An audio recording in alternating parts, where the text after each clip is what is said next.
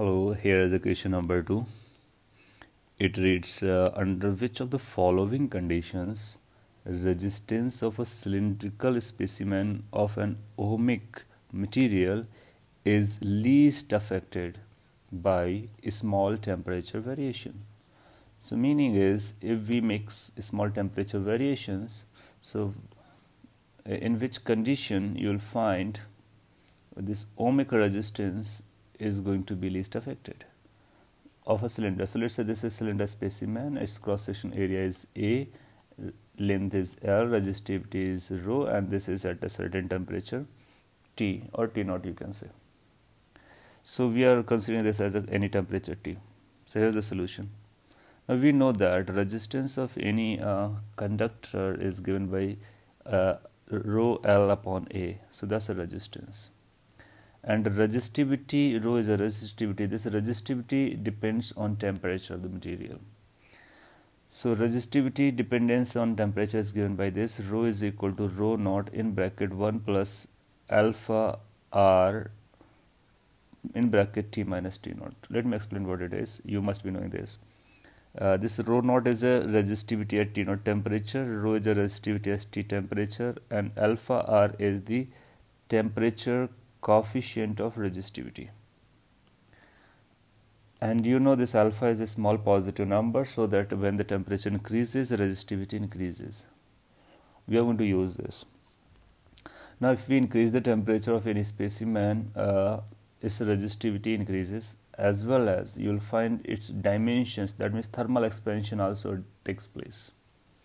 So due to thermal expansion, we know the length will be equal to L naught within the bracket 1 plus alpha T minus T naught. So we are considering L naught is the length at T naught temperature, L is at a temperature T, and alpha is known as linear thermal expansion coefficient.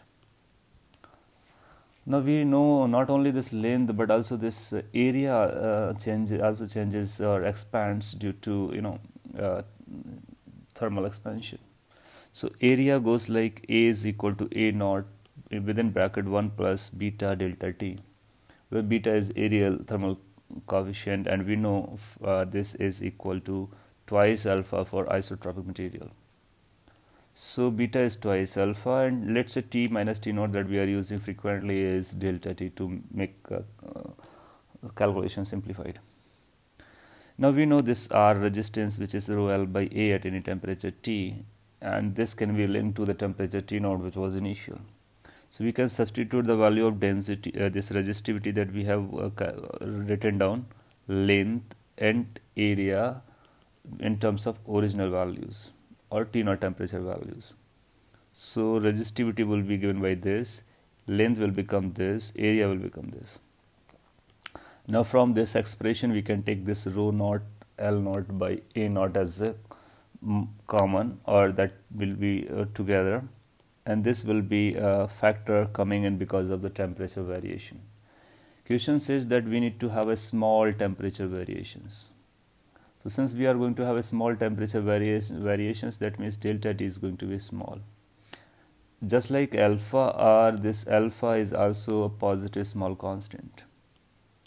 So you'll find if you look at this expression, you'll find this this term. If you look at this, 1 plus 2 times alpha delta T. So alpha is small, delta T small, so 2 alpha delta is a small number. Since it is a small number as compared to 1, so we could take it upside and put a minus 1 power. And there's an approximation you must be knowing that this power comes in front if the second number is lesser than as the first number, this 1 as compared to 1. So using this approximation, we can write this denominator into numerator like this. You must be getting it. Now these three are in multiplication.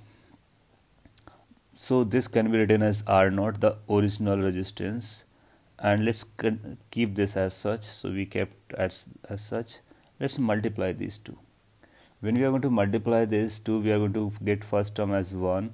Second term is going to be like if you are multiplying this 1, so you are going to get this as a next term. Then you'll going to find this, and this product is going to be next term, and one more term is going to be multiplication of these two. So you will find there is going to be last term in which alpha delta t will get squared. So alpha and delta t, they are already very small numbers, and we square the small number, it becomes even more smaller. So that can be ignored. If we ignore that, so you'll find it going to be like 1 minus alpha delta t, because this was minus 2 alpha delta t, this was plus 1 alpha delta t, so becomes minus 1 alpha delta t. So here also approximation has been applied. Now we can multiply these two further together. When we are multiplying these two further together, then one is going to be surviving, and these two terms will be surviving separately by when getting multiplied. Again, when the multiplication of delta t with delta t and alpha r is going to be, then that number is going to be too small to retain, so we can leave it. So it's going to be like r naught within bracket 1 plus alpha r minus alpha delta t. Now this resistance expression we can utilize to answer that what will be the condition so that the resistance is least affected by delta t. So we want that this resistance remains almost R naught for a smaller value of delta t. What should be the condition? Now you see, if this term becomes 0 or closer to 0, then influence of delta t will not be there on the resistance, or will be minimum, we can say. So our conclusion comes out to be, if the coefficient of or temperature coefficient of resistivity is same as the linear expansion coefficient, then delta t will be affecting very least to the value of R.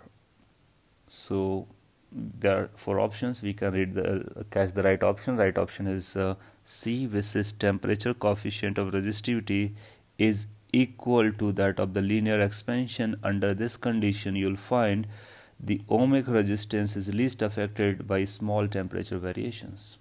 Hence, C is the correct response. Okay, thank you.